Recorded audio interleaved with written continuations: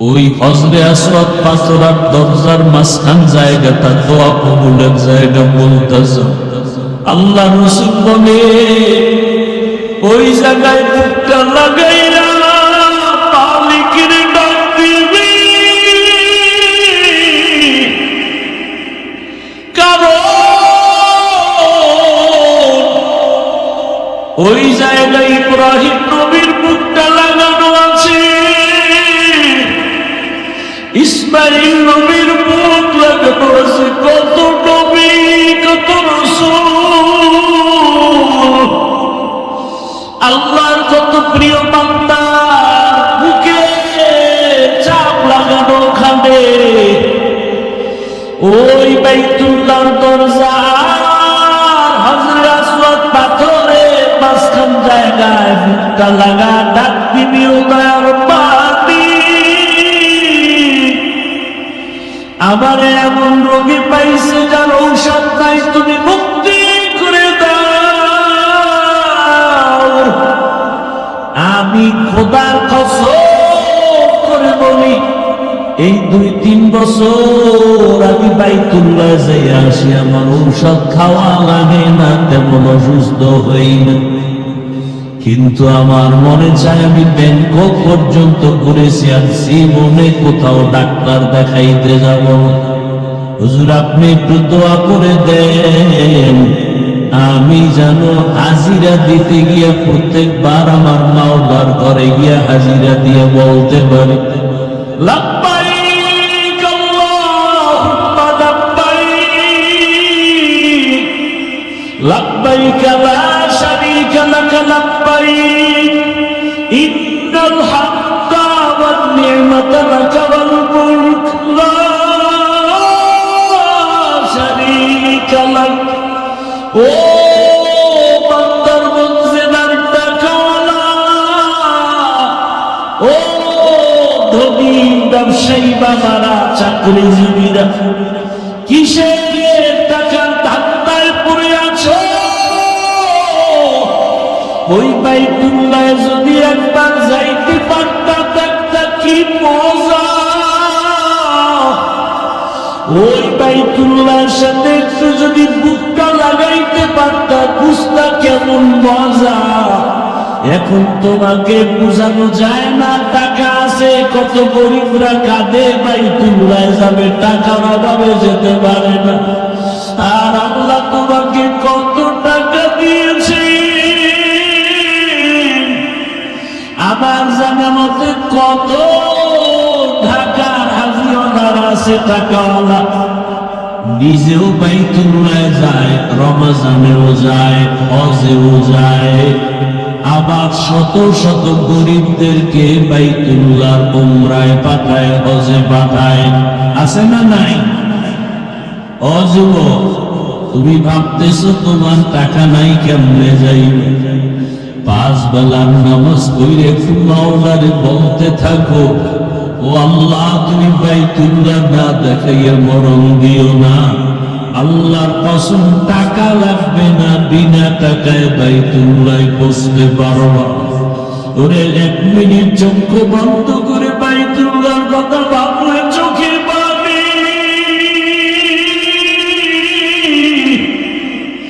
ওই বাইতুল্লাহর ইমামদের একটু তেলাওয়াতের আওয়াজ পাইলে পাগল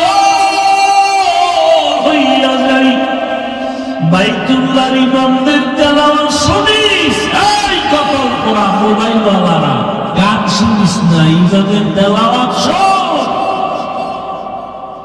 বাইতুল্লাহর ইমামের তেলাওয়াত শুনিস, কসম করে বলি বাইতুল্লাহর ইমামের তেলাওয়াত গুলো যখন মোবাইলে চালাইয়া বালিশে মাথা লাগায় সত্যি দেখবি চোখে পানি পড়া শুরু হয়ে যাবে।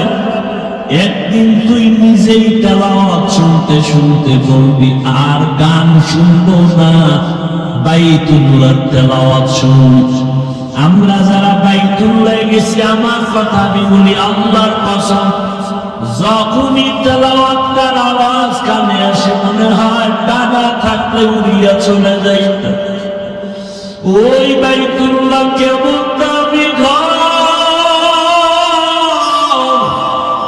রহমতের নবী বলেন বাইতুল্লাহ মদিনায় যাইতে মনে চায় না, আমার বংশের দুশমনেরা বাধ্য করলো, তোর পাশেই তো মাকাম ইব্রাহিম,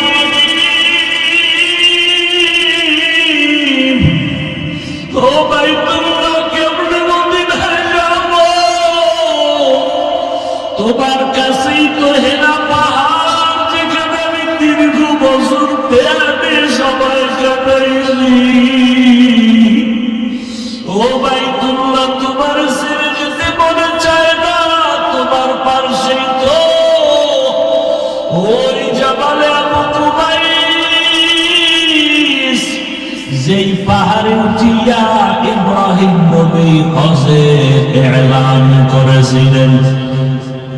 ও বাইতুল্লাহ তোমার পাশেই তো পাহাড় আছে জবালে রহমত, যেই পাহাড়ে আদম নবী দোয়া করছেন, আমার মাওলা ডাইরেক্ট ক্ষমার ঘোষণা দিয়ে দিয়েছেন। ও বাইতুল্লাহ তোমার পাশেই তো জাবালে নূর, যেই জাবালে নূরের মধ্যে আমি সময় কাটিয়েছি। ও বাইতুল্লাহ মনে চায় না ছেড়ে যাইতে, নবী এভাবে কান্না করে করে করে করে যখন হিজরত করতে রওনা, মালিক বলছে যাওয়াইলে, যখন বের হয় নবীজি বাইতুল্লাহ থেকে বের হইয়া যেই রাস্তায় যায়, ওই রাস্তাটাকে এত পাগল পারা হয় দৌড়াচ্ছি, মামলা হামলা। কারণ কি আমরা খানার কষ্ট পাই কেন? পিপিলিকার খানা যদি আল্লাহ দিতে পারেন তার কাছে, আল্লাহ আমাদেরটাও তো ঘরে দেওয়ার কথা, পাই না কেন? আল্লাহ যে কাজের জন্য আমাদের বানাইছেন সে ডিউটি আমরা করি না, করি না তো করি না, যারা করে তাদেরকেও পছন্দ করি না। কি ভাই, ভোটের আগের রাত্রে টাকা চাইছেন, এখন যে টাকা দিছে, যার টাকা খাইছেন, এই বেচারা দিয়া তো নিঃস্ব। এখন চেয়ারে বসে আপনাদের আগে যেটা বন্টন হয় সেটা খান, তাহলে এটা প্রার্থী, চেয়ারম্যান, মেম্বার, জনপ্রতিনিধির দোষ না, দোষ তো আপনার। আপনি তার থেকে খাইয়া শিখাইলেন যে আমি যেভাবে গোপনে রাতের অন্ধকারে খাই, তুমিও ক্ষমতার চেয়ারে বসে খাইও। তাহলে গুনাহ তার হবে বেশি না আপনার হবে বেশি? কি এর পীর সাহেবের মুরিদ তাবলীগওয়ালা হাজী সাহেব ভোটের আগের রাত্রে ওই ভোর রাতের হাদিয়া খাওয়ার জন্য বসে আছে, বরকতের হাদিয়া। বয়ান হোক বা না হোক, কথাটা লিখে রাখবেন যদি পারেন। সোনার বাংলাদেশ কোনদিন সোনার বাংলা হবে না যতদিন এই দেশ থেকে চুরি আর দুর্নীতি বন্ধ না হবে, কোনদিন হবে না। আমরা হাজারো বয়ান করি, বয়ান চলতে থাকবে, আপনারাও ঠিক ঠিক বলতে থাকবেন। কি আপনারাও এখানে বসে ঠিক বলেন, আপনাকে বিড়িটা নাও ঠিক। মোনাজাতের পরে দেখবেন কত আশেকে রাসূল মোনাজাত দিয়েই বিড়ি। দেখি মোনাজাতে বিড়ি চাইছিল আল্লাহর কাছে? হ্যাঁ, এই বিড়ি টানলে লাভ কি? মানুষ লাভ ছাড়া কাজ করে না। আমি মনে করি দুনিয়াতে ফাও কোনো আকাম থাকলে বিড়ি টানে একটা ফাও আকাম। বিড়ি টানলে একটা লাভ কি আছে? থাকলে আমার মন চায় আমিও টানব। একশোরায় কয় একটা লাভ আছে, কি বলে? বাথরুম ক্লিয়ার হয়। বাথরুম কি হয়? মুসিবত। ওই যে শুরুতে বলেছি, মানুষ পাল্লা দিয়া প্রতিযোগিতা করে গুনাহ করতেছে। এখন গুনার জন্য তো সিনেমা হলে যেতে হয় না, এখন গুনাহ করার জন্য তো আলাদা কোনো নাচ গানের প্যান্ডেলে যেতে হবে না। গুনাহের ফ্যাক্টরি হাতে হাতে আসে না? নেই? মা বাপকে ছাড়তে রাজি, মোবাইল ছাড়তে রাজি। সারা রাত ঘরের মধ্যে বসে মোবাইলের দ্বারা হাতের জেনা, চোখের জেনা, জবানের জেনা, অন্তরের জেনা চলে। যেই পরিমাণ গুনাহ চলে ঘরে ঘরে মোবাইলের দ্বারা, ছেলে মেয়ে, স্ত্রী, স্বামী সবাই, এতে ঘুমের মধ্যে গজব আসা দরকার। একমাত্র আখিরি নবীর উম্মত হওয়ার বরকতে আল্লাহ সে গজব দেন। আসতেছে আমাদের সামনে এক মহা পরীক্ষা। কি পরীক্ষাটা? কি সামনে? কোরবানি, মহা এক পরীক্ষা। সন্তান জবাই দেওয়ার পরীক্ষাটা চলে আসছে পশুর উপরে। সেই বিষয়ে আমি আয়াত তেলাওয়াত করেছি, তরজমাও বলেছি, ভূমিকা স্বরূপ কিছু কথা বলবো, খেয়াল করে শুনবেন। জোর করে বয়ান শোনানো যায় না যদি আপনি আগ্রহ করে না শুনেন। ওয়াজ করা এক জিনিস, আর শুধু বসে বসে বক বক করা আর এক জিনিস। ওয়াজে মানুষের দিলের পরিবর্তন হয়, আর সেই পরিবর্তন হওয়া বয়ান করতে হলে দুইটা পুঁজি লাগে। এক লাগে আল্লাহর রহমত, দ্বিতীয় লাগে উপস্থিত শ্রোতাদের নিরঙ্কুশ অন্তরের মহাব্বত। না আমাকে বয়ানে লাগায় আপনি মোবাইল নিয়ে ব্যস্ত থাকলে আর মহব্বত করুন। 24টা ঘন্টা তো মোবাইল নিয়েই থাকেন। বেহেশতের বাগানে 1 ঘন্টা মোবাইল না চালালে কি ক্ষতি হবে আপনার? পাগল হয়ে যায় ছবি তোলার জন্য, খালি সেলফি।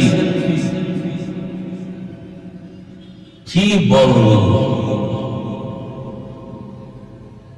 আজও আল্লাহর কাছে আলাদাভাবে দোয়া করলাম, আল্লাহ এই ছবির গজব থেকে বাঁচার রাস্তা বের করে দাও। আলেম আইসা বলে হুজুর একটা অনুমতি দিলে ছবি তুলব। আমি বললাম সাধারণ মানুষ বলে সেটা মেনে নেওয়া যায়, আপনি আলেম ভাইয়া কিভাবে বললেন? আপনার লজ্জা করে না?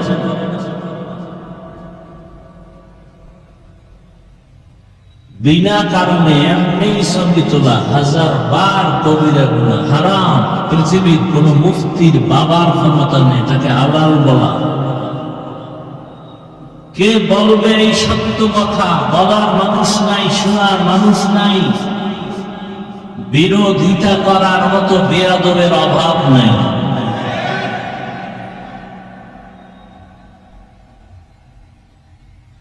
কোরবানি করবে, কি গরু কিনছে, কবে বাজারে যাইতেছে, জাতিকে জানাচ্ছে আমি কিন্তু আজকে কোরবানির পশু কিনতে যাই, তোমরা রেডি থাকো, 1 টুকরা দিব। এরপরে সেই পশু কিনতে গিয়া সেই পশুরে কত তাল বাহানা, ফুলের মালা পড়া, কত ছবি আর ছবি আর ছবি, জবাই করতেছে সেখানে ছবি। গরু ধরতে মানুষ লাগে জবাইয়ের সময় 5-7 জন, ধরতে যে ছবি তুলবে তা গরু ধরবে, লাথি বাইরে মোবাইলও বানায় দিছে, পায়ের গিরেও ছুটে গেছে, কি আছে না নাই? এরপরও ছবি তোলা বন্ধ। এই কথাগুলো কে আপনাদেরকে বলবে? আমরা উলামায়ে কেরাম যদি সঠিক কথা সতর্কতার জন্য না বলি, কে বলবে? বলার মতো আলেম মতো এখন নাই বললে চলে। ওই যে লোভের কথা বলছি, ক্ষমতার লোভে পড়ে সকালে এক কথা, বিকালে আর এক কথা।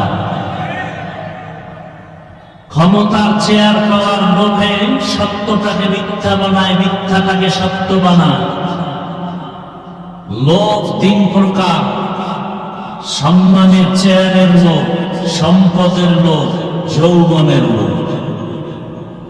টাকা টাকা পাওয়ার লোভে পড়ে সত্যটাকে মিথ্যা বানায়, মিথ্যাটাকে সত্য বানায়। এরকম টুপিওয়ালা আছে না নাই? মানুষ দিশেহারা কোথায় যাবে? যাদের কাছে যাবে তারাই দিশেহারা। যারে দিয়া ভূত সারাবে তারাই যদি ভূতে পায়,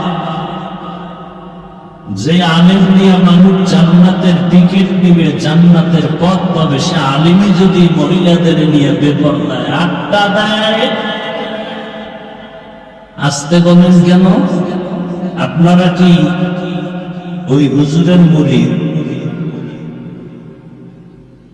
পর্দা কি কোন হুজুরের জন্য শিথিল করা হয়েছে? আরে ভাই, কখন বলবো সেই ইতিহাস? বয়ান করব হজ কোরবানি নিয়ে। রাসূল নিজে তার স্ত্রী আম্মা জান আয়েশা রাদিয়াল্লাহু আনহাকে বলেন, ঘরে ঢুকে দেখেন বাবা আবু বকর পাশে, বলে আয়েশা এমনটা করবা না, শয়তান তো ওয়াসওয়াসা দিবে। আরো কত মজার কথা, রাসূল ইন্তেকাল হয়ে গেলেন, এরপরে আবু বকর আসলেন, খেলাফতের দায়িত্বে আবু বকরের ইন্তেকাল হলো, রাসূলের পাশে দাফন। ওমরের ইন্তেকাল এখনো হয়নি। ওমর অনুমতি চাচ্ছেন আম্মা জান আয়েশা রাদিয়াল্লাহু আনহার কাছে। রাসূল দুনিয়াতে দুইটা ব্যক্তিকে ডানে বামে রাখতেন, আবু বকর আর ওমর। আমি ওমরের মনটা চাই রাসূলের মরার পরে রাসূলের পাশে থাকতে, কিন্তু জায়গাটা তো আম্মা জান আয়েশা অনুমতি দিবেননি। আব্দুল্লাহ অনুমতি নাও। আম্মা জান আয়েশার কাছে গেলেন, আম্মা জান বললেন ভাবতেছি দেখি। ফজরের নামাজের ইমামতিতে দাঁড়ালেন হযরত ওমর। সেই দিনটা ছিল মুহররমের 1 তারিখ। দুশমন সে নামাজের মধ্যে পায়ের উপর আঘাত করল। ওমরে ফারুক রাদিয়াল্লাহু তাআলা পড়ে গেলেন, রক্ত বিচ্ছরিত হতে থাকলো। আব্দুল্লাহ পাশে জিজ্ঞাসা করে, আমি কি শহীদ? বলে বাবা তার মানে কি? বলে আমাকে আঘাত করলো কি কোনো মুমিন না বেঈমান? বলে বেঈমান। বলে আলহামদুলিল্লাহ, আমি শহীদি তামান্না নিয়ে আল্লাহর কাছে বারবার দোয়া করেছি, একটা পূরণ হল। আর একটা পূরণের জন্য আব্দুল্লাহ দ্রুত চলে যাও, মৃত্যু মুখে আমাকে একটু বলো আমার দাফনটা কি রাসূলের পাশে হবে কিনা। আম্মা জান থেকে অনুমতি দাও। আবার চলে গেলেন। আম্মা জান আয়েশা রাদিয়াল্লাহু আনহা এই মুহূর্তে কি বলবে? বলে ঠিক আছে। আল্লাহু আকবার। বলে ঠিক আছে। ওমরে ফারুক রাদিয়াল্লাহু আনহু দাফন হলো। এই কথা অস্বীকার করার কিছুই নেই। আম্মা জান এতদিন খোলামেলা রুমে আসতেন, মাটির নিচে এখন উপরে কেউ নাই, কিন্তু ওমরের যেদিন দাফন হয় তারপরের থেকে আম্মা জান আয়েশা রাদিয়াল্লাহু আনহা চেহারা ঢেকে পর্দা রক্ষা করে রুমে আসেন, যান। প্রশ্ন করা হলো এমনটা কেন? বলে এতদিন তো আমার বাবা ছিল, আমার রাসূল ছিলেন, এখন তো ওমর। কোথায় ওমর? উপরে না মাটির নিচে? মাটির নিচে। কতটা তাকওয়া! এর নাম তাকওয়া। আমার আয়াতের মূল ভিত্তি, মূল থিম তাকওয়া। আল্লাহর কাছে আপনার আমার কিচ্ছু পৌঁছবে না তাকওয়া ছাড়া। ইন্না আকরামাকুম ইনদাল্লাহি আতকাকুম। আল্লাহর কাছে সবথেকে দামি কোনো পীর না, কোনো ফকির না, কোনো পাগড়িওয়ালা না, চেহারা সুন্দরওয়ালা না, টাকাওয়ালা না।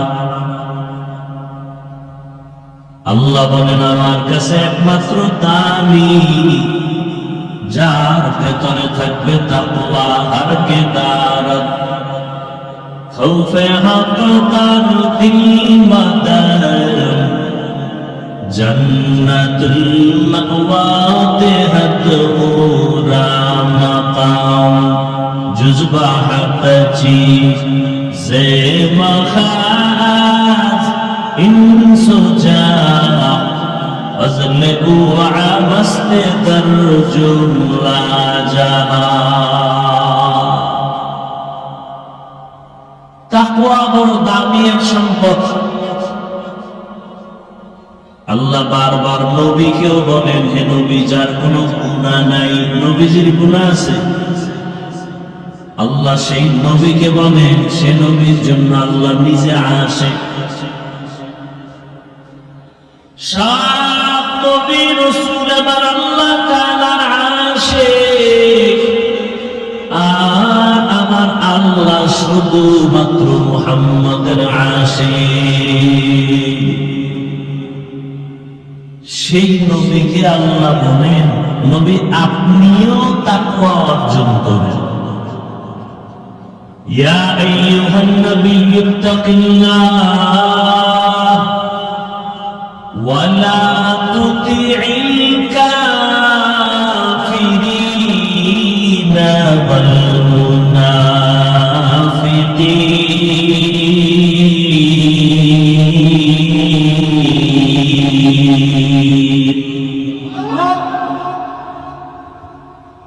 हर के दार खौफ हक दर दिल मदन जन्नतुल मअवा देहत पूरा मकाम।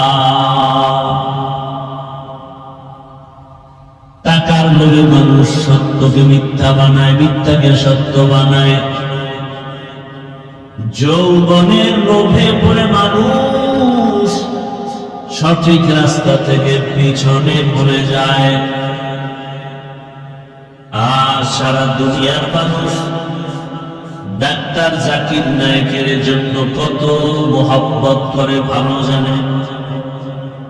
এমন মানুষ নাই যে তাকে চিনে না, জানে না কত সম্মান। অথচ আমার দেশের ডাক্তার তাসলিমা নাসরিনের নাম কেউ শুনতে চায় না। ধ্বংস হওয়ার পেছনে কারণ যৌবনের লোভ। কিসের লোভ? এই যত মানুষ পৃথিবীতে উল্টা পাল্টা চলে, এই তিন লোভের কারণে আসল পথ থেকে হারিয়ে যায়। হয়তো সম্পদের লোভে, না হয় ক্ষমতার লোভে, না হয় যৌবনের লোভে সত্যটাকে মিথ্যা বানায়, মিথ্যাটাকে সত্য বানায়। ভাই ভাইকে মেরে ফেলে, এই ঘটনা আমার দেশে নাই। কিসের লোভ? টাকার লোভ, ক্ষমতার লোভ। স্ত্রী স্বামীকে হত্যা করে, মা বাপ সন্তানকে হত্যা করে, সন্তান মা বাবাকে হত্যা করে, বউ যুবক যুবতীকে হত্যা করে যৌবনের লোভে। শেষ পর্যন্ত জেলখানায় যায়, পরিণামে ফাঁসি হয়ে মরে যায়। আমও গেল, সালাও গেল।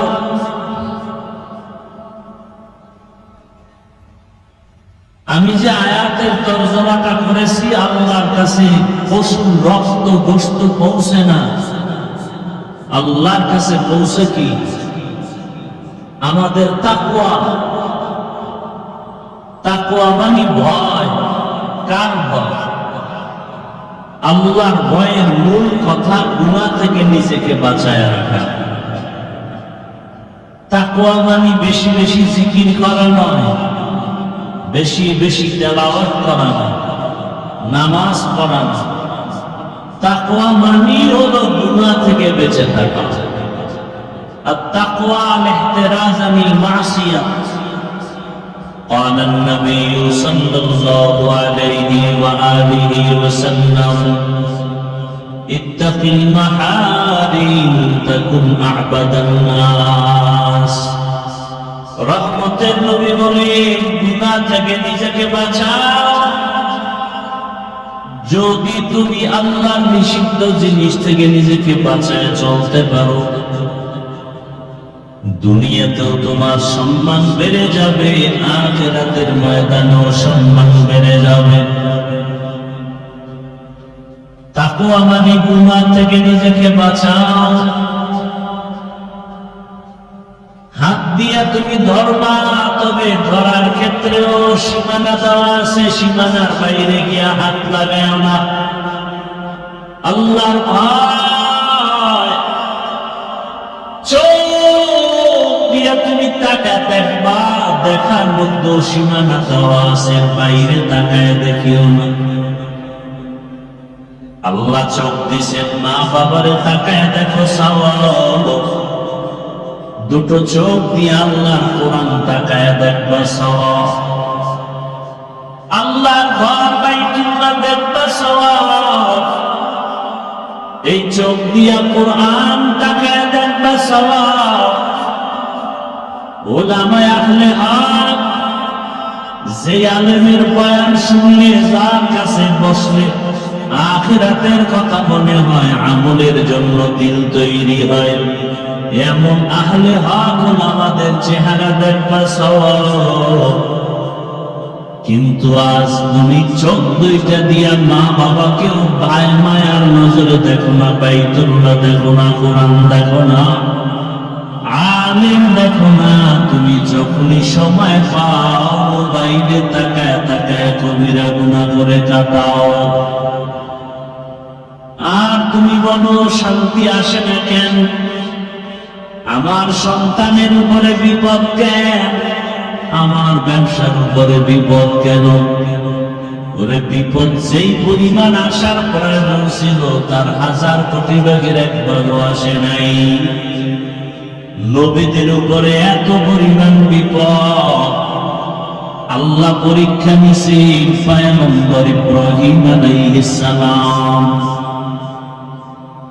তার নমুনা বর্তমান সামনে কোরবানি। কোরবানি আদম নবী থেকেই শুরু হয়েছে, তবে আমরা বাস্তবে যা বেশি বেশি অনুসরণ করি ইব্রাহিম নবী। বাইতুল্লাহ হাদিস আমরা হজে গিয়া মক্কায় যত আহকামাত পালন করেন, 3 ব্যক্তির স্মৃতি স্মরণ করা হয়।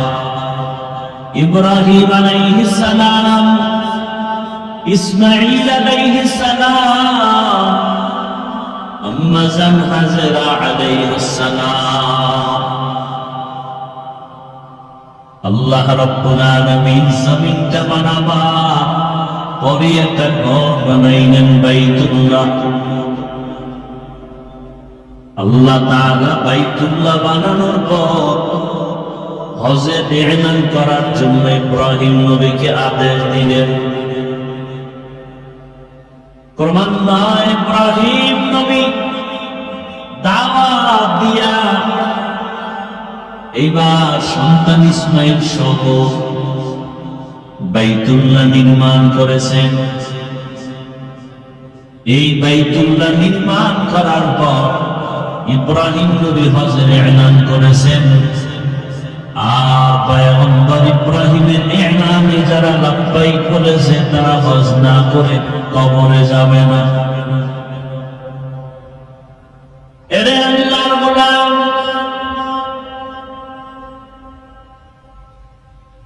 ইব্রাহিম নবী চলে গেলেন, ইসমাঈল নবী চলে গেলেন।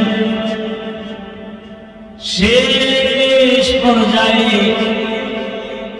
ঈসা নবীর আগমন। ঈসা নবী আল্লাহ তাআলা আকাশে উঠায় নিলেন।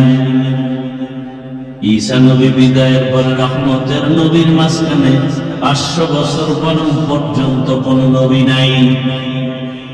মানুষগুলো আল্লাহর ইবাদত বাদ দিয়ে সব মূর্তি পূজায় লিপ্ত হয়ে গেল।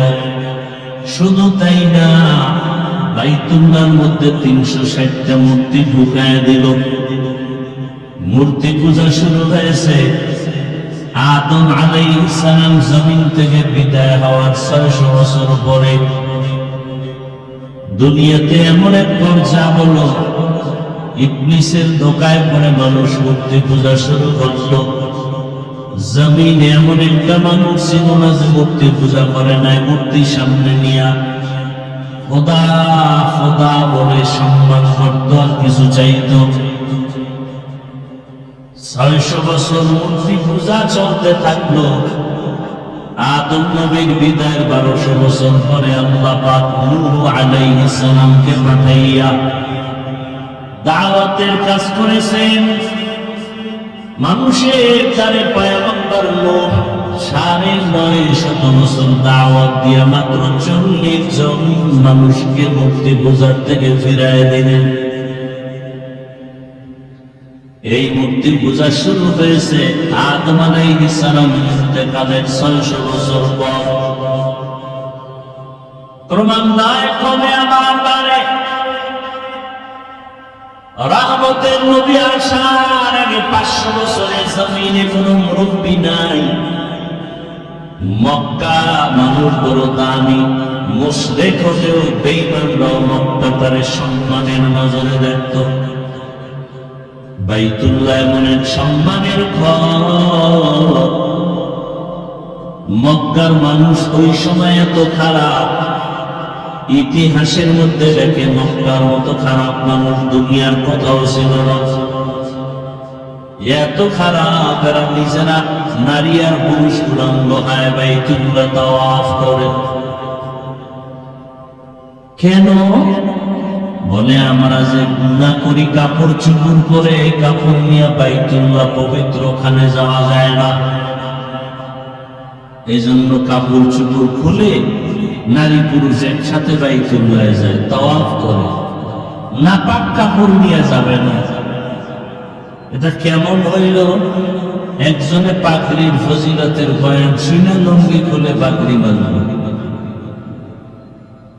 এটা যেমন হয়, বাইতুল্লাহর মতো পবিত্র ঘরে নাপাক কাপড় নিয়ে যাওয়া যাবে না মনে করে সব খুলে উলঙ্গ হয়ে বাইতুল্লাহ পার্শ্বে যায়।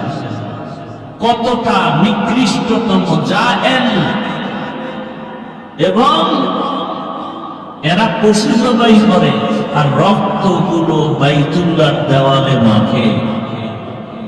মনে করে এটাই আমাদের সফলতা। আল্লাহ আয়াত নাযিল করে দিলেন, এই মক্কার মানুষ এতটা খারাপ, বিবাহ শাদীর কোনো ভালাই নাই, পশু জবাই করে রক্ত মাখে দাঁড়াবে, নারী পুরুষ উলঙ্গ তাওয়াফ করে, মূর্তির পূজা করে। ব্যাগে কোথাও গেলে ব্যাগের মধ্যে একটা মূর্তি নিয়ে যায়। এত ভালোবাসা! আল্লাহ তাআলা এই মানুষকে হেদায়েতের জন্য সর্বশেষ এবং শ্রেষ্ঠ রহমতের নবীকে জমিনে পাঠায় দিলেন। রহমতের নবী মক্কা নগরীতে আসলেন।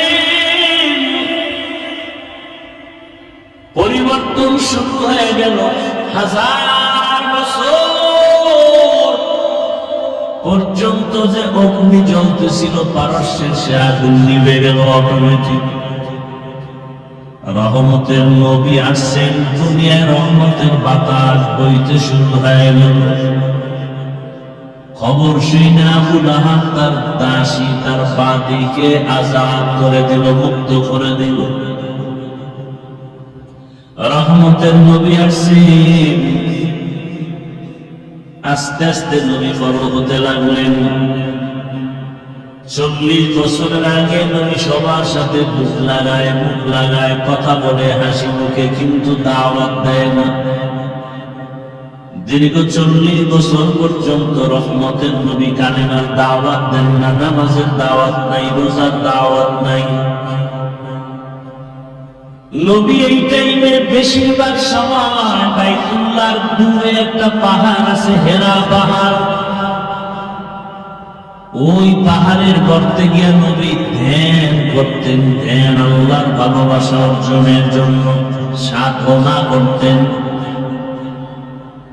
আমার কথাটা বুঝে থাকলে একটু জবাব দেন। বাইতুল্লাহর দাম বেশি নাকি হেরা পাহাড়ের দাম বেশি?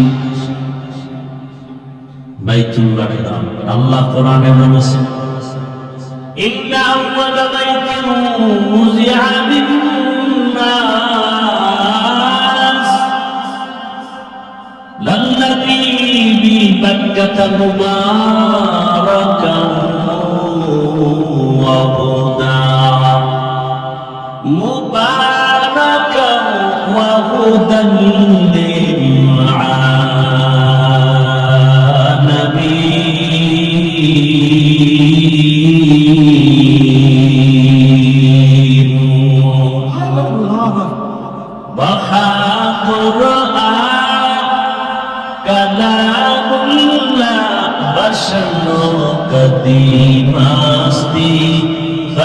কদিমাস্তি নইল। ভাইরা আমার,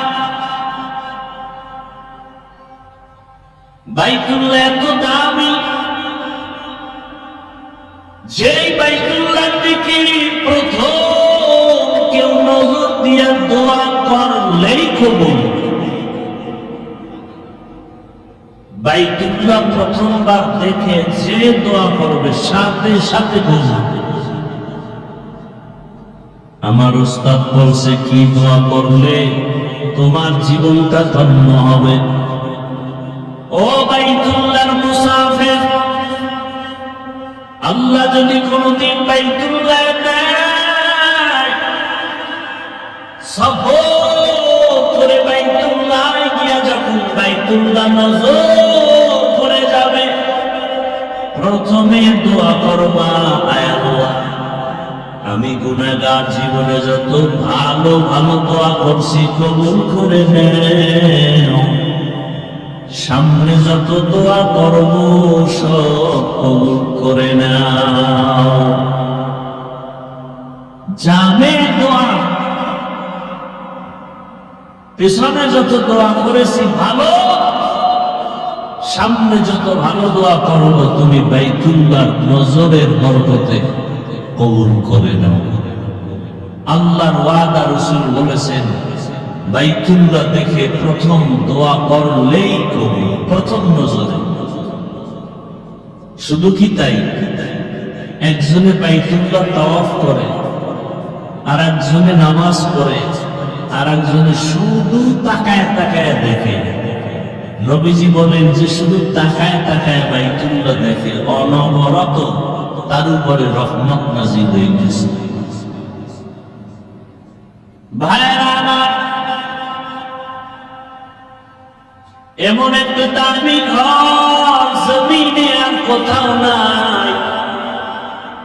ওই বাইতুল্লাহর এরিয়ায় কেউ যদি ঢুকে একবার বলেন আল্লাহ, 1,00,000 বার আল্লাহ বলার সওয়াব পেয়ে যাবে। ওই বাইতুল্লাহর সীমানায় গিয়া যদি কেউ একটা সিজদা দেয়, 1,00,000 সিজদার সওয়াব পেয়ে যাবে। ওই বাইতুল্লাহর সীমানায় যদি একবার সুবহানাল্লাহ বলে, 1,00,000 বার সুবহানাল্লাহ বলার সওয়াব হবে। কেমন মায়া ওখানে লাগায় রাখছেন আমার আল্লাহ। রহমতের নবী বাইতুল্লাহ ছেড়ে যখন রাতের আধারে দুশ্মন বাধ্য করছে আর থাকতে দিবেন, আমার আল্লাহ বলে, নবী আপনি হিজরত করে মদিনায় যান। নবী যখন ঘর থেকে বের হইয়া বাইতুল্লাহর সামনে গিয়া দাঁড়ায়, বাইতুল্লাহর ডাক দিয়ে কয়, রে বাইতুল্লাহ, তোরে ছেড়ে যেতে মনে চায় না, মনে চায় না, কারণ আমার জন্মভূমি কাফের মুশরিক ওই দুশমনেরা বাইতুল্লাহর দিকে ফিরিয়া নামাজ পড়তে দেয় না। আমারে বাইতুল মাকদিসের দিকে ফিরিয়া নামাজ পড়তে বাধ্য কর। ওই দুশ্মনেরা এমন বাধ্য করেছে যে আজ আমার বাইতুল্লাহ ছেড়ে যেতে হয়, কিন্তু মনে চায় না আমি বাইতুল্লাহ ছেড়ে চলে যাই। ও বাইতুল্লাহ, তোর দিকে তাকাইয়া থাকলেই তো সওয়াব,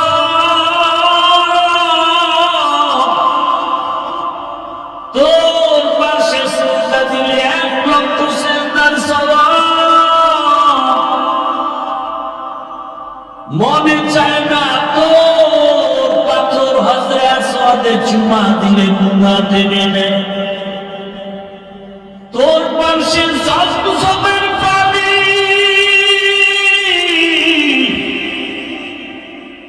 দুনিয়ার সব বিজ্ঞানীর একমত জমজমের পানির মতো দামি পানি নেই।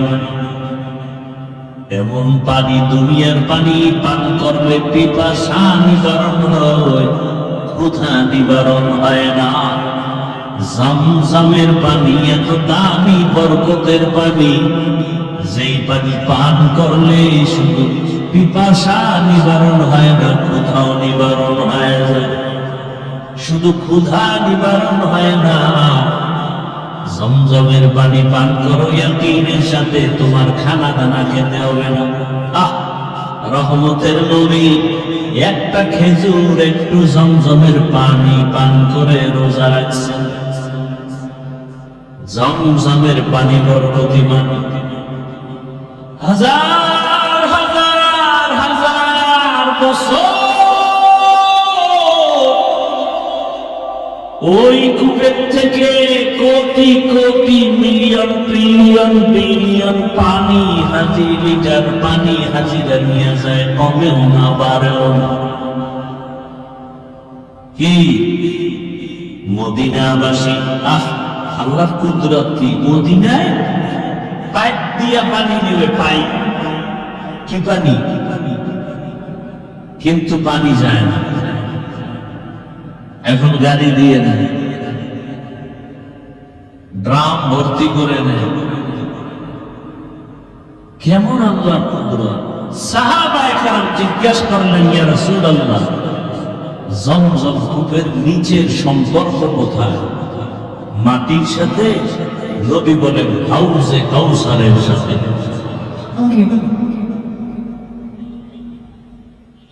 হাউজে কাউসারের সাথে জমজমের সম্পর্ক। যেই হাউজে কাউসারের এক পেয়ালা পানি আমার রাসূলের হাতে পান করবে, আর পিপাসা থাকবে না। কিন্তু নবী বলেন থেকে জমজমের পানি বড় দামি। ও বাইতুল্লাহ, মদিনায় যাইতে মনে চায় না, তোর পাশে জমজম কূপের পানি, তোর পাশে তো মাকামে ইব্রাহিম,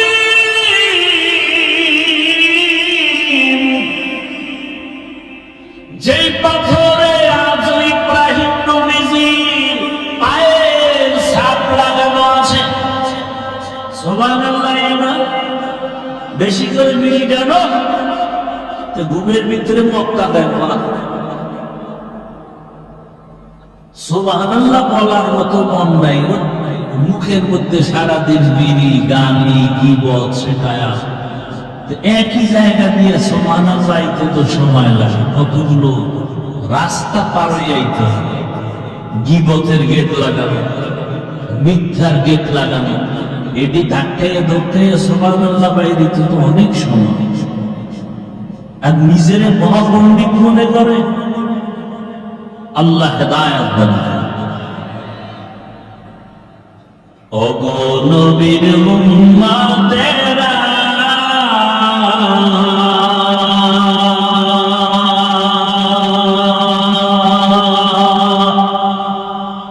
ওরে আজি দিশাহারা,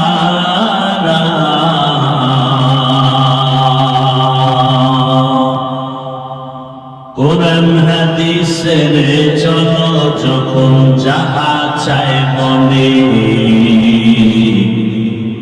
নবী বিনে কে তারা বেবসিরত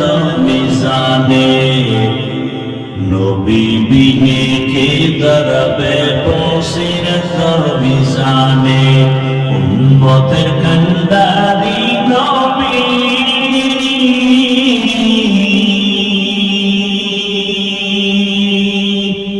কাঁদছেন উম্মতের লাগি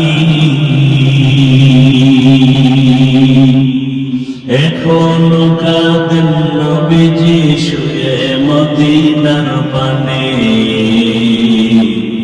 নবী বিনে কে দাঁড়াবে বসিরত মিজানে নবী বিনে কে দাঁড়াবে বসিরত মিজানে নবী আমার জীবন ভরে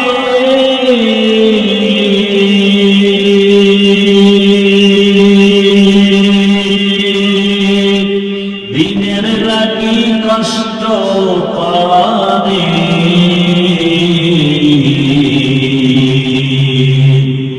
দান দান শহীদ করিলেন উহুদেরই ময়দানে নবী বিনে কে দাঁড়াবে বসিরত মিজানে নবী বিনে কে দাঁড়াবে বসিরত মিজানে ইমামুল আউয়ালিন আখিরিন বহরে সদকা রহমাতান লিল আলামিন সাইয়্যিদুল কাউনাইন খাতামুল মুরসালিন আখির আহমদ বলতে ফখরুল আউয়ালিন শুধু মওজুদাস রহমাতাল লিল আলামিন মসজিদে মুর্শিদ হামারা এ জমিন রহমতের নবী বাইতুল্লাহে বেশি ভালোবাসেন কেমন যেন বাইতুল্লাহ থেকে মদিনায় যাইতেছিলাম মনটার আকর্ষণ বাইতুল্লাহ দিকে বারবার নজর পড়ে যায় এর নবীরা আসেন ওই বাইতুল্লাহ এত দামি জাতীয় কাটাইলে সওয়াব আমি কালকে আমার কলিজার টুকরা আমার মুরব্বী আল্লাহ তাকে বললাম হুজুর আমি অসুস্থ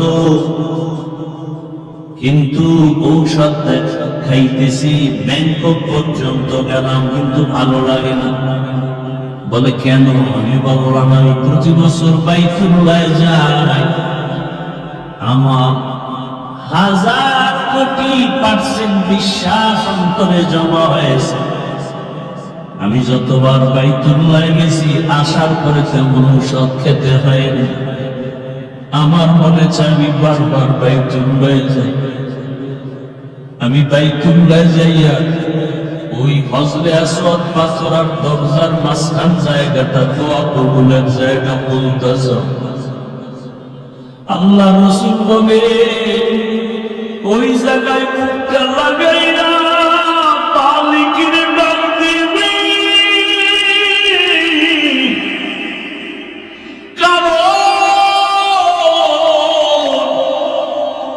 ওই জায়গায় ইব্রাহিম নবীর মুখটা লাগানো আছে ইসমাইল নবীর মুখ লাগানো আছে কত নবী কত রাসূল আল্লাহর কত প্রিয় বান্দা বুকে চাপ লাগানো খাবে ওই বাইতুল্লাহর দরজা হযরত আসওয়াদ পাথরের মাঝখান জায়গায় মুখটা লাগা ডাক দিবি ও দয়ার পানি আমার এমন রোগী পাইছে যার ঔষধ নাই তুমি মুক্তি করে দাও আমি খোদার কসম করে বলি এই 2-3 বছর আমি বাইতুল্লাহ যাইয়া আসি আমার ঔষধ খাওয়া লাগে না তেমন অসুস্থ হই না কিন্তু আমার মনে চায় আমি ব্যাংকক পর্যন্ত করেছি, আর জীবনে কোথাও ডাক্তার দেখাইতে যাব না। হুজুর আপনি একটু দোয়া করে দেন, আমি যেন হাজিরা দিতে গিয়া প্রত্যেকবার আমার মাওলার ঘরে গিয়া হাজিরা দিয়ে বলতে পারি লাব্বাইক আল্লাহুম্মা লাব্বাইক, লাব্বাইক লা শারীকা লাক লাব্বাইক, ইন্নাল হামদা ওয়ান নি'মাতা লাক ওয়াল মুলক লা শারীকা লাক। ও বান্দার মঞ্জিলার টাকাওয়ালা, ও ধনী ব্যবসায়ী বাবারা, চাকরিজীবীরা, কিসের টাকার ধান্দায় পড়ে আছো? ওই বাইতুল্লাহ যদি একবার যাইতে পারতা দেখতা কি মজা। ওই বাইতুল্লাহর সাথে একটু যদি বুকটা লাগাইতে পারতা বুঝতা কেমন মজা। এখন তোমাকে বুঝানো যায় না, টাকা আছে, কত গরিবরা কাঁদে বাইতুল্লাহ যাবে, টাকার অভাবে যেতে পারে না। আর আল্লাহ তোমাকে কত টাকা দিয়েছে, আমার জানা মতে কত ঢাকার হাজিওয়ালার আছে টাকাওয়ালা, নিজেও বাইতুল্লাহ যায়, রমজানেও যায়, হজেও যায়, আবার শত শত গরিবদেরকে বাইতুল্লাহ উমরায় পাঠায়, হজে পাঠায়। আছে না নাই? ও যুবক, তুমি ভাবতেছো তোমার টাকা নাই কেমনে যাইবে? 5 বেলার নামাজ পড়ে খুব মাওলারে বলতে থাকো, ও আল্লাহ তুমি বাইতুল্লাহ না দেখাইয়া মরণ দিও না। আল্লাহ কসম টাকা লাগবে না, বিনা টাকায় বাইতুল্লাহ বুঝতে পারবো। ওরে 1 মিনিট চক্ষু বন্ধ করে বাইতুল্লাহর কথা ভাবলে চোখে পানি।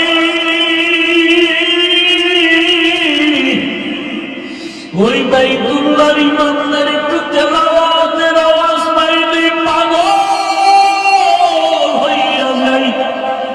বাইতুল্লাহর ইমামদের তেলাওয়াত শুনিস, এই কপাল পোড়া মোবাইলওয়ালারা, গান শুনিস না, ইমামের তেলাওয়াত শোন। বাইতুল্লাহর ইমামের তেলাওয়াত শুনিস, কসম করে বলি, বাইতুল্লাহর ইমামের তেলাওয়াত গুলো যখন মোবাইলে চালাইয়া বালিশে মাথা লাগায় শুনবি, দেখবি চোখে পানি পড়া শুরু হয়ে যাবে। একদিন তুই নিজেই তেলাওয়াত শুনতে শুনতে বলবি আর গান শুনবো না, বাইতুল্লাহর তেলাওয়াত শুনবি। আমরা যারা বাইতুল্লাহ গেছি, আমার কথা আমি বলি, আল্লাহর কসম, যখনই তেলাওয়াতের আওয়াজ কানে আসে মনে হয় ডানা থাকলে উড়িয়া চলে যাইতে। ওই বাইতুল্লাহ কেমন দামি ঘর, রহমতের নবী বলেন বাইতুল্লাহ, মদিনায় যাইতে মনে চায় না। আমার বংশে দুশ্মনেরা বাধ্য করল, তোর পাশেই তো মাকাম ইব্রাহিম।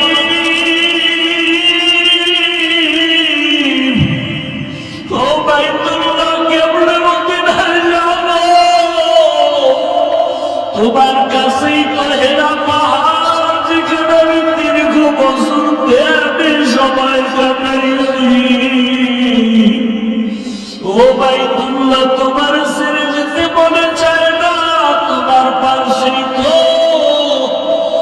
ওই জাবালে আবু কুবাইস, যেই পাহাড়ে উঠিয়া ইব্রাহিম নবী হজে এলান করেছিলেন। ও বাইতুল্লাহ তোমার পাশেই তো পাহাড় আছে জবালে রহমত, যেই পাহাড়ে আদম নবী দোয়া করছেন, আমার মাওলা ডাইরেক্ট ক্ষমার ঘোষণা দিয়ে দিয়েছেন। ও বাইতুল্লাহ তোমার পাশেই তো জাবালে নূর, যেই জাবালে নূরের মধ্যেই আমি সময় কাটিয়েছি। ও বাইতুল্লাহ মনে চায় না ছেড়ে যাইতে, নবী এভাবে কান্না করে করে করে করে যখন হিজরত করতে রওনা, মালিক বলছে যাওয়াইলা। যখন বের হয় নবীজি বাইতুল্লাহ থেকে বের হইয়া যেই রাস্তায় যায়, ওই রাস্তাটাকে আজও সৌদি আরব যারা উমরা হজে যাবেন ওটার নাম তরিকে হিজরা। হিজরা রোড, হিজরতের রোড। আমি 13 সালে হজে গিয়া ওই হিজরা তরিকে হিজরার একটা নরমাল হোটেলে ছিলাম। নবীজি যায়, কিছু দূর যায়, আবার পিছনে তাকায়, বাইতুল্লাহ বড় ভাই। নবী আবার সামনে হাঁটে, আবার পেছনে তাকায়, বাইতুল্লাহর মায়া। বেনামাজি হইও না রে বাবা। আমি কিন্তু এখানে এতক্ষণ বয়ান করি, একজনকেও বলি না আমার মতো টুপিওয়ালা হুজুর হয়ে যাও। আমি একবারও বলি না আমার মতো হুজুর হও, মাদ্রাসায় যাও, স্কুল বাদ দাও। আমি একবারও বলি না তাবলীগে যাও, পীরের কাছে যাও। আমি সারা বাংলাদেশে ঘুরে ঘুরে পাও ধরে ধরে বলি বাবা চাকরি করো, পুলিশ, র্যাব, আর্মি, বিডিআরের চাকরি করো, ব্যবসা করো, বাধা নাই। তবে তুমি ওখানে থাইকা রসুলের আদর্শের মালা বানায় লাগাও, 5 ওয়াক্ত নামাজ আদায় করো। তোমার মতো কত যুবক তাকায় দেখো, স্কুলে পড়ে, কলেজে পড়ে, 5 ওয়াক্ত নামাজি আছে না নাই? বলো বাবা তুমি কেন পারবা না? তোমার মতো যুবক তাকায় দেখো, র্যাব, আর্মি, পুলিশ, বিডিআরের চাকরি করে, নামাজ আদায় করে। ও বাবা তোমার মতো চাকরিজীবী চাকরি করে, ব্যবসা করে, নামাজ ছাড়ে না। ও ব্যবসায়ী বাবারা, আপনার মতো ব্যবসায়ী নামাজ পড়ে, বলেন আপনি পারেন না কেন? ও চাকরিজীবী বাবারা, আপনার মতো কত চাকরিজীবী চাকরি করে, নামাজ পড়ে, আপনি পারেন না কেন? ও আমার কলিজার যুবক বাবারা, তোমার মতো যুবক স্কুল কলেজ পড়া করে, নামাজ পড়ে, তুমি পারো না কেন? ও ড্রাইভার বাবারা, তোমার মতো কত ড্রাইভার ড্রাইভারি করে, আজান বলে নামাজে দাঁড়ায়, তুমি পারো না কেন? ও পর্দার আড়ালের আম্মা জানেরা, বোনেরা, আপনার মতো কত মা কত বোন এখনো আছে, পর্দা করে, নামাজ পড়ে, স্বামীর মাল হেফাজত করে, আপনারা পারেন না কেন? আপনাদের এত সম্মান, আপনারা তো নবীদের মা, আপনারা তো সাহাবায়ে কেরামদের মায়ের মতোই মা। এই দুনিয়ায় নবী হতে পারেন নাই, মায়েরা তবে নবীদের মা হয়েছেন।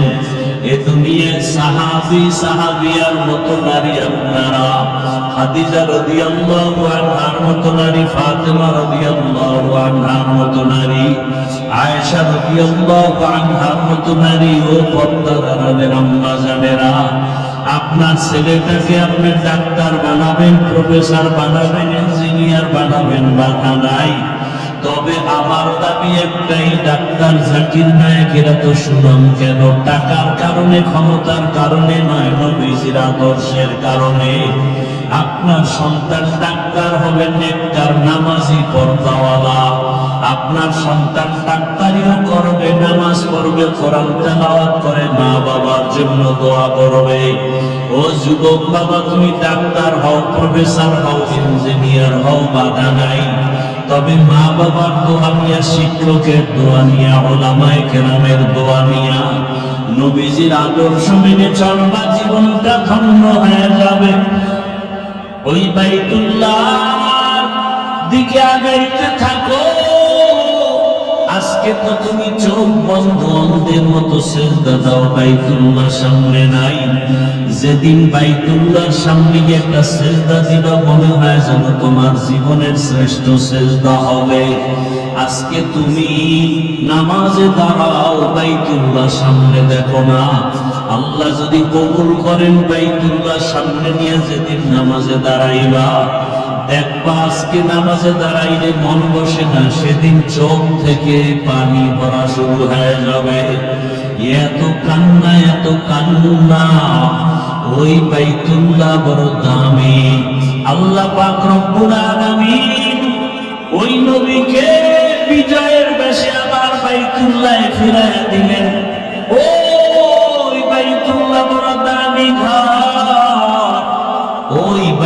বাইতুল্লাহ জিয়ারতের জন্য হাজিরা ধরাচ্ছে। কিছুদিন পরেই যখন শুরু হয়ে যাবে, হাজী সাহেবরা হজ করতে যাবে, আরাফার ময়দানে যাবে। আরে 24টা ঘন্টাই কান্না করে লাব্বাইকের আওয়াজ দেয়। নবী বলেন, যারা তোমরা হজে যাইতে এখনো পারো নাই, ওই হাজীদের নমুনা নিজের মধ্যে ঢুকাও। আল্লাহ চায় হাজী সাহেবরা যখন হজের মাস শুরু হয়ে যাবে 1 তারিখ, ওই হাজী সাহেবরা নখ কাটবে না, চুল কাটবে না। আল্লাহর আইন হয়ে গেছে, ও কোরবানি করনেওয়ালারা, তুমি যদিও হজ করতে পারো নাই, হাজীদের নমুনায় তুমিও চুল কাটিও না, নখ কাটিও না। কোরবানির আগে আমার আল্লাহ তোমাকে দেখে একটু মহাব্বত করবে, মহাব্বতের নজরে তাকাবেন। ওরে আল্লাহর বান্দারা, এই কোরবানি তো পশু কোরবানি না, আসল কোরবানি তোমার জীবনের ভালোবাসার কোরবানি। আমার আল্লাহ চায় তোমার আমার দিনের কোরবানি।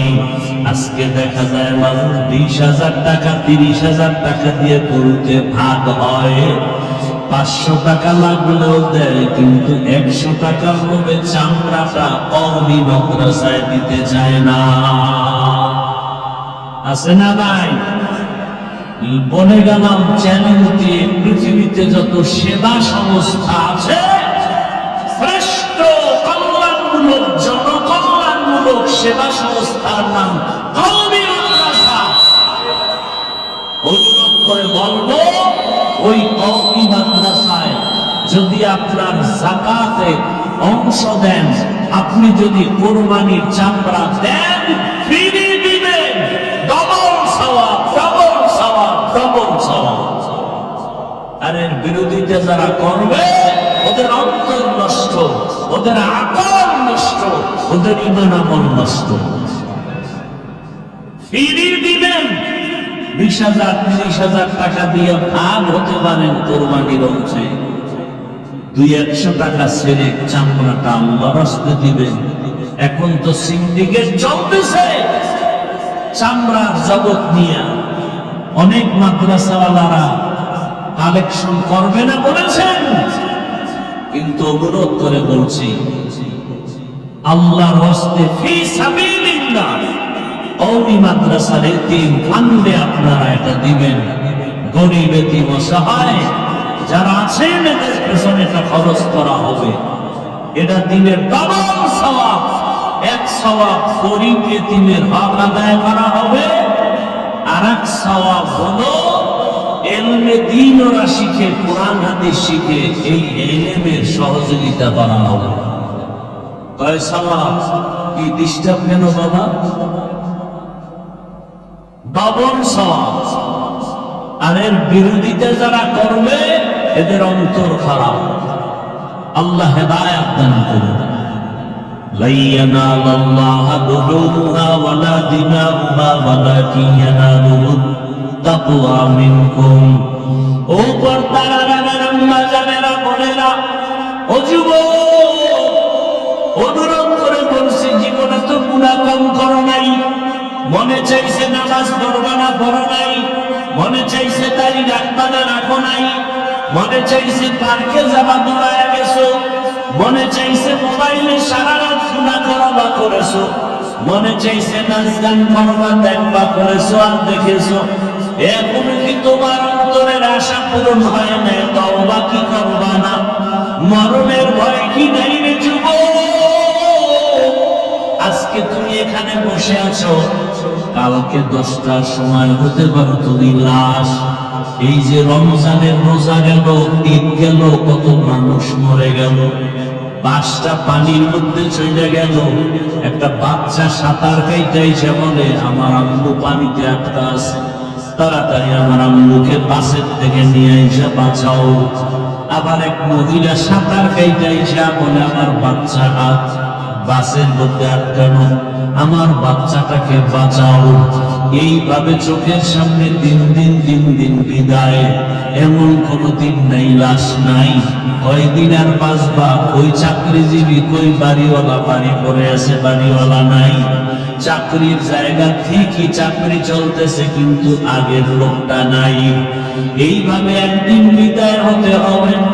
আগামীকাল যদি আল্লাহ ডাক দিয়ে আজরাইলের পাঠায় দেয়, ঘুমের ভেতরে ওর জানটা নিয়ে যা।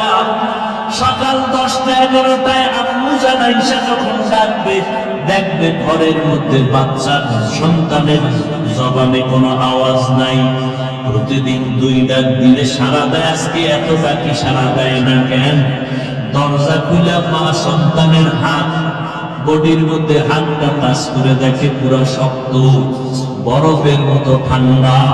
মা পাগলের মতো হয়ে চিৎকার দিয়া বলবে, খবর হয়ে গেছে, আমার ছেলেটা দুনিয়ায় বাঁচিয়া নাই। ও যুবক বাবারা, একটু চিন্তা করো, ঘুমের মধ্যেও কত মরণ হয়ে যায়। ও পর্দার আড়ালের মা বোনেরা, কয়দিন আর দুনিয়ায় বাঁচবে, কখন মরণ হবে জানা নাই। এখনো সময় আছে, তওবা করেন। ওই মা ডাক দিয়া স্বামীকে ডাকবে, ও যুবক, আল্লাহ কুদরতের দরজা খুলে দিলে তুমি দেখবা বাবাও কাঁদতেছে আর বলতেছে আমার সন্তান নাই।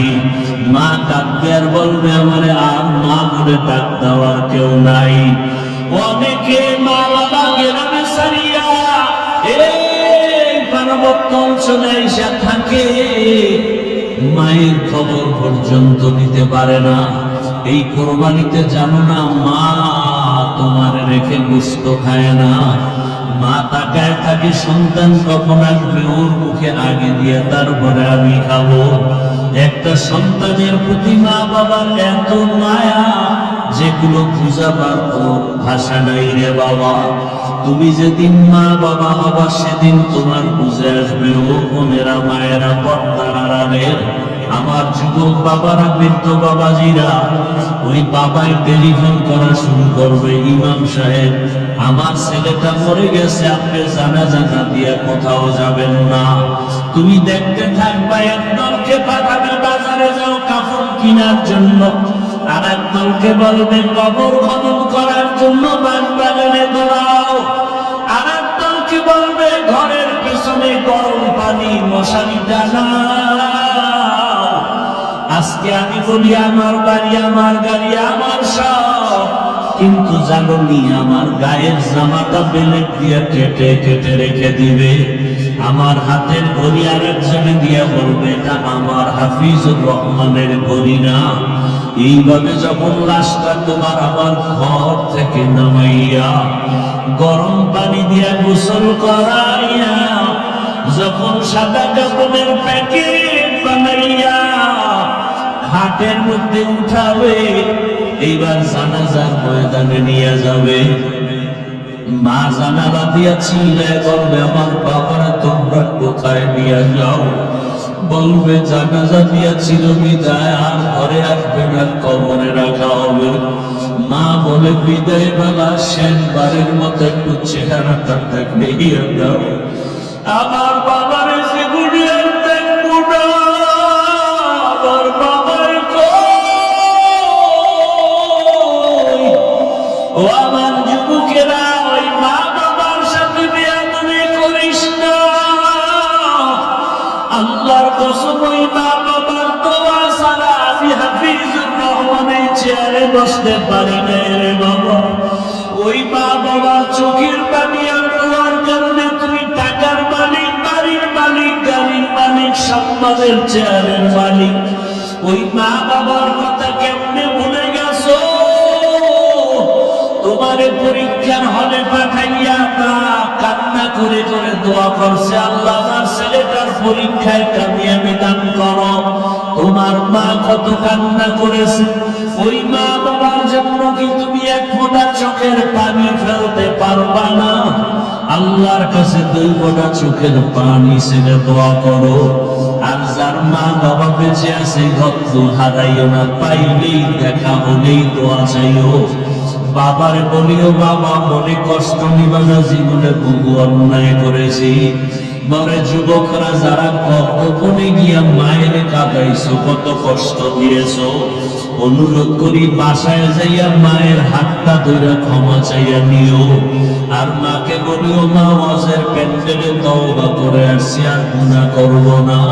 কিন্তু দুঃখ, অনেকে কান্না করলো, আমার চোখে পানি নাই গুনার কারণে, আল্লাহ বেজার হয়ে গেছে। মা, তুমি আমার উপরে বুঝি বেজার? আমার মাথায় হাতটা দিয়া দোয়া করে দাও, আর কোনদিন বেয়াদবি করব না। মাকে যদি বলতে পারো, দেখবা মায়ের চোখে পানি। মা বলবে বাবা মাথায় হাতটা দিয়ে ডাকবে, ও আরশে আজিমের পানি। আমার কলিজার সন্তানটারে তুমি কবুল করিয়া নাও।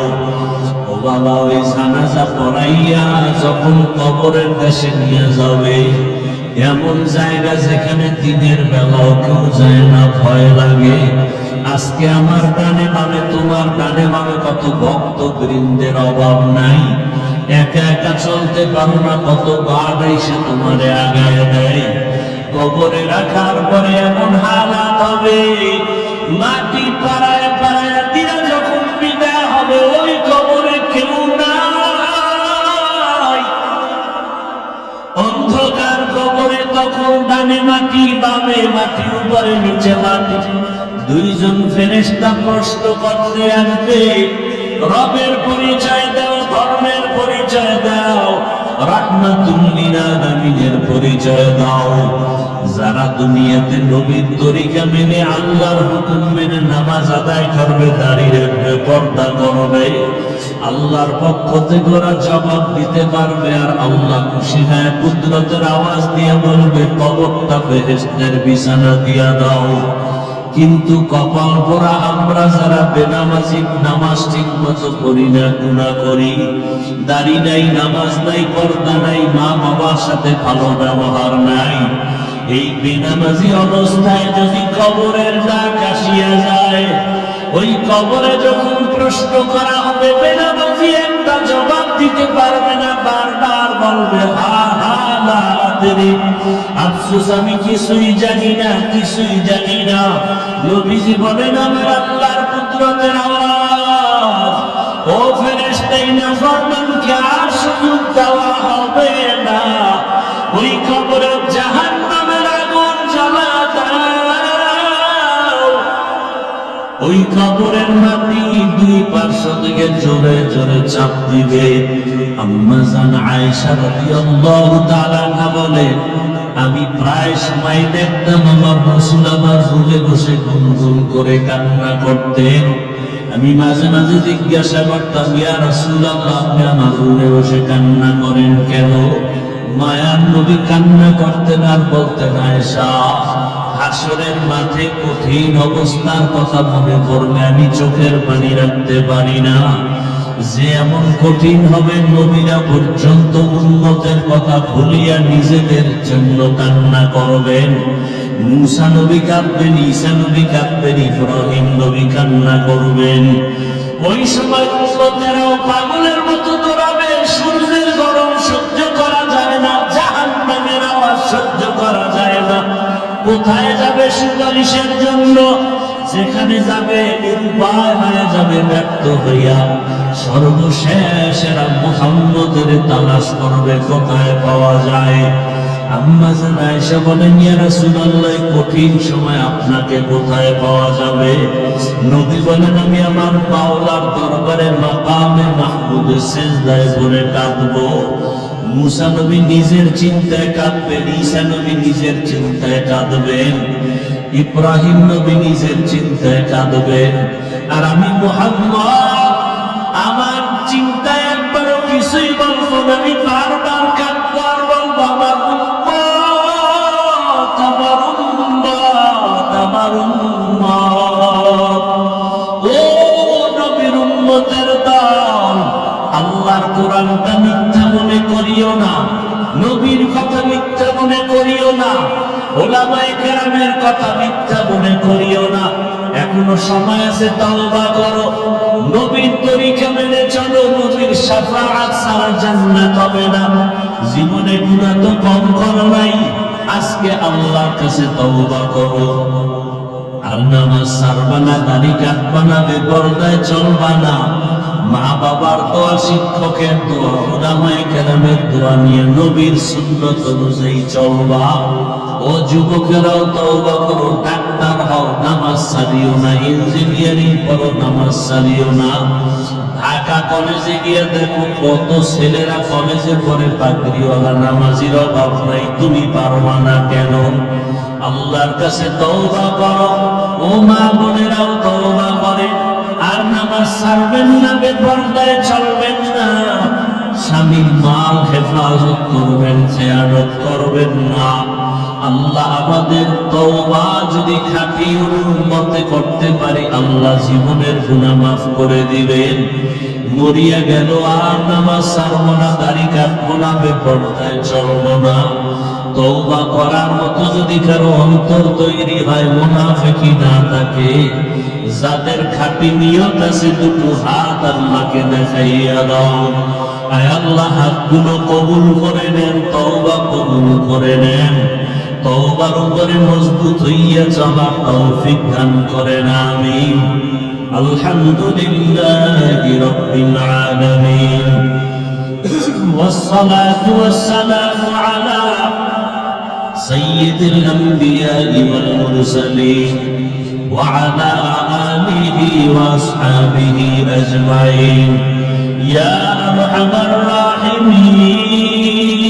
الراحمين يا أرحم الراحمين يا أرحم الراحمين رب ارحمهما كما ربياني صغيرا اللهم إنك عفو كريم تحب العفو فاعف عنا اللهم إنا نسألك رضاك والجنة ونعوذ بك من سخطك والنار اللهم إنا نعوذ بك من البأس والجنون والجذام وسيء الأسقام اللهم اجعلني من المستجابين للدعوات خدايار মালিক আমরা গুনার বোঝানি আপনার দরওয়াজায় হাজির মেহেরবানি করে আমাদের গুনাহগুলো মাফ করে দেন আল্লাহ